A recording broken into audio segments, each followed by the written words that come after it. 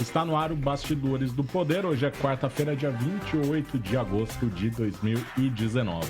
Aqui na bancada conosco está a Zezé de Lima. Boa tarde, Zezé. Boa tarde, Marcão. Boa tarde a todos os ouvintes, telespectadores, pessoal da casa e convidados. E Rose Guglielminetti. Boa tarde, Rose. Boa tarde. E hoje a gente encerra essa série de entrevistas com os candidatos à Prefeitura de Paulínia. É a vez da candidata do PRTB, a Ângela Duarte. A entrevista terá duração de 15 minutos. A ordem das entrevistas também foi definida por sorteio. E agora, então, a partir de agora, a gente começa essa entrevista. Eu, candidata, durante a entrevista eu vou falar 10 minutos, 5 minutos, 1 minuto, para a senhora ficar se localizando, melhor dizendo, né? Para saber o tempo que falta. Então, a gente começa agora. Muito boa tarde, seja bem-vinda ao Bastidores do Poder. E eu queria saber, candidata, por que a senhora quer ser prefeita de Paulínia agora, justamente num mandato menor, de aí um pouquinho mais de 1 ano de duração? Em primeiro lugar, boa tarde, Marcão. Boa tarde, Zezé. Boa tarde, Rose. Boa tarde a quem nos assiste. E a minha vice, doutora Paula Benites, que aqui está. Marcão, respondendo a pergunta ao cidadão paulinense, é pouco tempo para um político, mas é muito tempo para quem espera pela prestação de serviço público e vem aí sofrendo com isso. Para vocês terem uma ideia, eu mesma que fui acometida por dengue, que fiquei internada 5 dias no Hospital Municipal, teve dia de colega de trabalho não conseguir aferir a minha pressão nem a temperatura por falta de aparelhos. Então, a cidade vem sofrendo muito. Essa questão de entra e sai, instabilidade política, acaba que deixa a gente animado para estar lutando pela situação da cidade, para buscar uma melhoria. Paulínia merece e o povo paulinense merece. Esse tempo para ele que espera é grande tempo. Zezé. Candidata, boa tarde. Candidata, quais são os pontos, na visão da senhora, que levaram Paulínia a essa situação de penúria, embora seja um dos municípios mais ricos do Brasil? Um orçamento aí realizado de 1,5 bilhões. O que acontece na cidade? Zezé, primeiro a má gestão do dinheiro público, a corrupção e a instabilidade política que se alojou no município desde 2012 até o momento. Isso tem causado grande transtorno à vida do cidadão paulinense. Agora, a senhora foi candidata a vice do Pavan e então significa que em algum momento a senhora esteve ao lado de prefeitos que já foram denunciados, inclusive por corrupção. Ele era honesto? Por que a senhora se juntou ao Pavan? Na verdade, Rose, em 2012, o PRTB tinha um outro comando político. E nesse comando político decidiu-se pelo trabalho desempenhado por mim, PRTBista, na Câmara Municipal, que nós fôssemos compor a vice-prefeitura junto com o governo Pavan. Do meu mandato de 2013 a 2016, eu denunciei diversas irregularidades, elas constam todas, inclusive, em registro na Câmara Municipal, qualquer cidadão pode acessar e ver. Eu denunciei desvios da Pauliprev, eu denunciei a saúde para o Ministério Público. Isso enquanto vereadora. Enquanto vereadora estive. Inclusive uma SEI da saúde que foi instaurada na Câmara e que na decisão final acabou meio que engavetada. E eu tomei a decisão, fui lá e busquei isso e levei ao conhecimento do Ministério Público na época. Bom, mas a gente vê que Paulínia é uma cidade que, apesar de tantos percalços, e foram muitos, e eu acredito que ainda vai continuar sendo, diante do quadro que se desenha, inclusive para as próximas eleições, por que a população de Paulínia não aprende e reconduz sempre aos postos aqueles que a justiça de alguma forma tirou? Porque é difícil a justiça conseguir tirar alguém. Nós sabemos como a justiça no Brasil é uma justiça que só dá chance para quem delinque, né? Então, o que acontece com a população de Paulínia? Zezé, eu acredito que a população de Paulínia, ela não seja culpada por esta instabilidade política. Primeiro porque, se você levantar dos estudos, em 2012, nós tivemos aí 30 mil eleitores que não foram às urnas. E hoje, aí, nas portas da eleição em domingo, agora, dia 1º, já existe um levantamento de que 40% dos eleitores ainda estão indecisos de ir às urnas, justamente por esse caos de instabilidade política criada. Eu não consigo ver a culpa do munícipe em relação a isso, porque o próprio munícipe tem demonstrado que a política em Paulínia, desde 2012, um prefeito que vai e se candidata mesmo sabendo que não pode ser candidato. Na última hora, ele substitui e põe o filho dele. O filho dele é cassado. Aí ele vem numa eleição posterior de 2016, apoia um outro candidato que também comete o crime e não contente vem agora. Eu vejo isso, é mais um problema de aliança política, de conchavo político, do que o eleitor. Porque o eleitor, ele vai comprar a imagem que o político vende. Então, mas deixa eu perguntar um negócio para a senhora. A gente sabe que toda eleição, e nós vivemos isso na eleição recente presidencial, a história das fake news. Mas a impressão que eu tenho é que Paulínia, isso é 100% muito maior. Então, nessa eleição pequena, que nós tivemos 3 semanas de campanha, 29 dias de campanha, vamos assim dizer, o que eu recebi de memes e de fake news envolvendo vários candidatos, que eram mentiras, notícias mentirosas que denegria a imagem de todos os candidatos. Alguns poderiam até dizer que é verdade, mas grande parte eram mentiras. Ontem começou a circular duas notícias de pesquisas eleitorais que sequer estão registradas na Justiça Eleitoral. Aí eu me pergunto, por que Paulínia você tem tanto candidato que merece caso de polícia do candidata? Porque, assim, uma pessoa que queira se candidatar para um cargo público e que vai fazer a gestão de uma cidade, no mínimo, ela precisa ter um bom senso, ter honestidade. Mas, Paulínia, me parece que os candidatos... É terrível a cidade, desde quando formou a cidade até agora. Porque eu nunca vi você ter tanta mentira numa campanha política. E não dá para dizer que alguém se safa disso. O que acontece com Paulínia? Por que os políticos de lá são tão ruins? Faltam 8 minutos. Bom, Rose, eu tenho certeza que nesse aspecto, a nossa legislação brasileira eleitoral, ela é muito falha. Porque você vê, na condição passada, da eleição passada, e na condição de hoje, inclusive, nós já temos notícias da juíza já ter interferido na campanha eleitoral. Sim, por uso de... que não usa imagem. Então. Exatamente isso.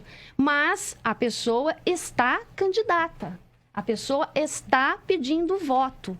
Então, tem que ter uma rigidez. Eu luto para que um dia a população paulinense ela conheça detalhadamente as armadilhas, as artimanhas criadas por muitos políticos. Eu, por exemplo, eu estou no PRTB, sou ficha limpa, exerci cargo público de mando, não tenho nada que me desabone, exerci meu mandato de vereadora e não tenho problema nenhum com a Justiça Eleitoral.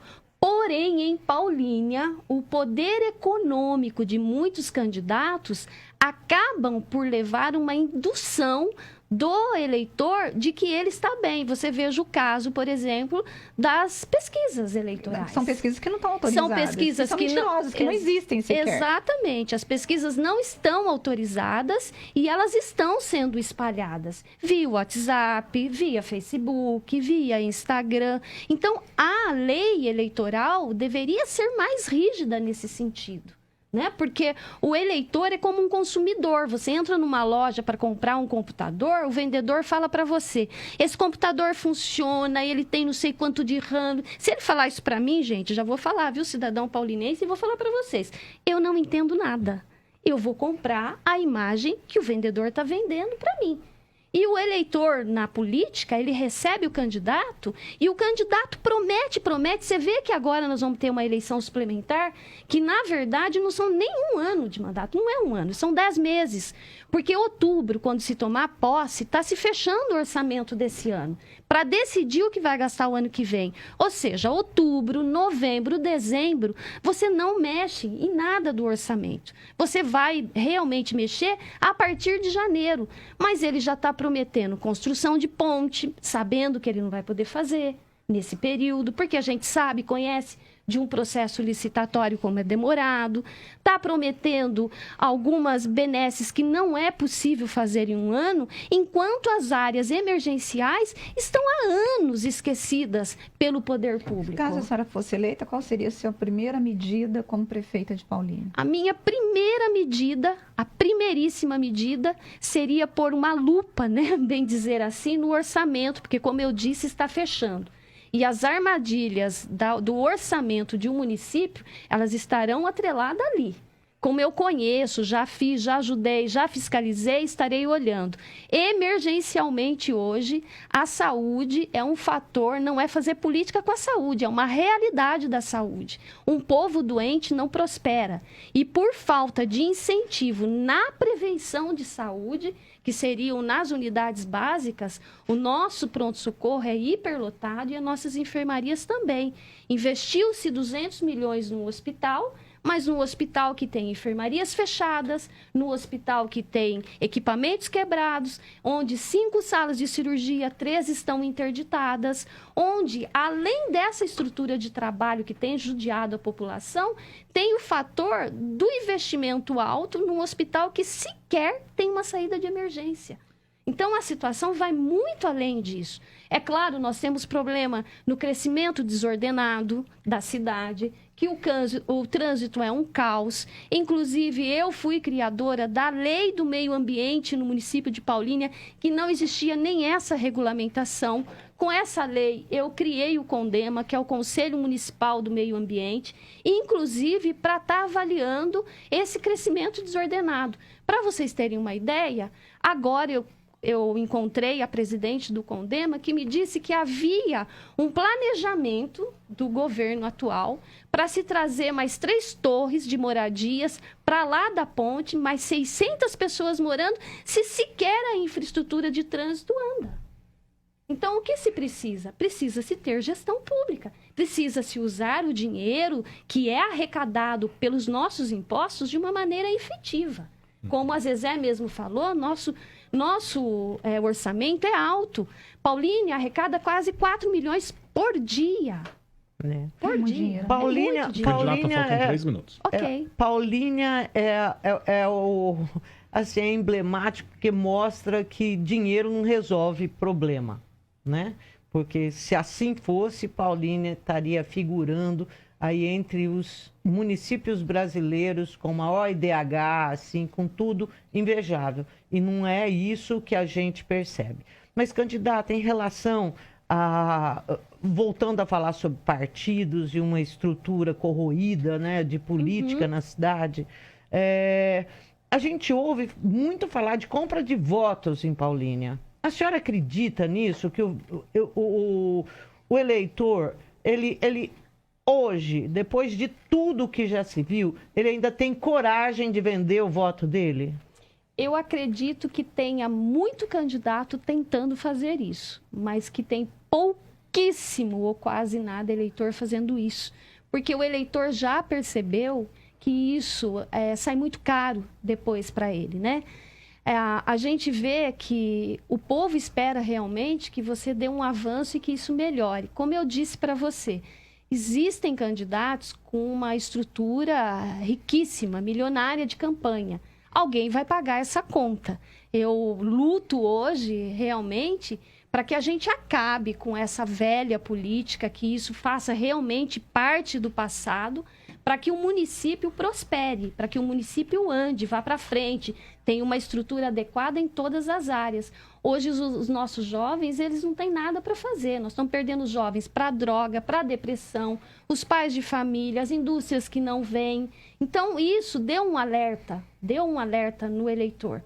Agora, o que nós precisamos, que eu acho que aí não está a compra de voto, é que o eleitor acorde e vá para as urnas, porque 40% de eleitor não ir para a urna é muito grave. É muito grave. Último minuto.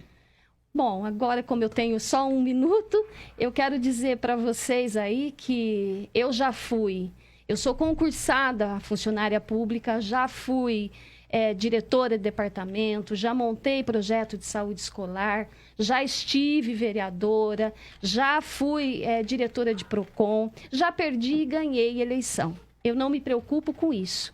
O que eu me preocupo é que Paulínia e o cidadão paulinense acorde que o nosso município tem grande chance de evoluir. Nós temos empresas querendo investir em Paulínia, mas não investe por falta de política adequada. Então, eu deixo aqui esse recado para o eleitor paulinense. Aqui você tem a experiência de um grupo do PRTB que já fez leis, que já esteve na condição de estar fazendo aí o orçamento e que tem projeto para Paulínia. Por isso eu peço aí no dia 1º de setembro... Tempo encerrado. Candidata, muito obrigado pela sua participação. Obrigada. Nós recebemos aqui no Bastidores do Poder hoje a candidata Ângela Duarte, do PRTB.